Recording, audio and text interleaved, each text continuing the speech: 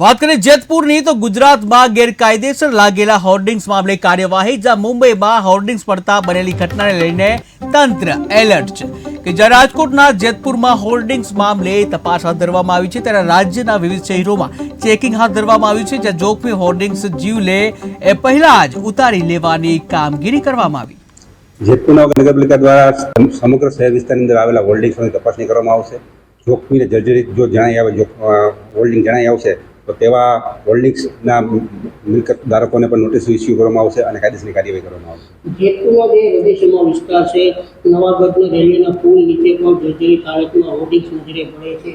અહીં નવાગઢ ધગાટ નાકા પાસે પણ હોર્ડિંગ્સ જર્જરિત હાલતમાં નજરે પડે છે, તો આની કોઈ કાર્યવાહી કરશો કે કેમ? આજથી નગરપાલિકા દ્વારા સર્વેની કામગીરી હાથ ધરવામાં આવેલ છે અને સત્વરે જર્જરિત જે કંઈ હોલ્ડિંગ્સ હશે તે દૂર કરવામાં આવશે। કઈ રીતની કાર્યવાહી કરવામાં આવશે? ખાનગી ઇમારત ઉપર જો લગાવેલા હશે તો જે તે ઇમારત ધારકને નોટિસ ઇસ્યુ કરી તેની સામે કાયદેસરની કાર્યવાહી કરવામાં આવશે। કયા પ્રકારની કાર્યવાહી કરશો? એની સામે જે કંઈ નિયમ પ્રમાણેના પગલાં લેવામાં આવશે તે સખત રીતે તમામ કાર્યવાહી કરવામાં આવશે। એના દ્વારા હોર્ડિંગ્સ દૂર કરવામાં નહીં આવે તો આપણા તરફથી શું આગળ? 100% તો નગરપાલિકા દ્વારા આવા હોલ્ડિંગ્સ દૂર કરી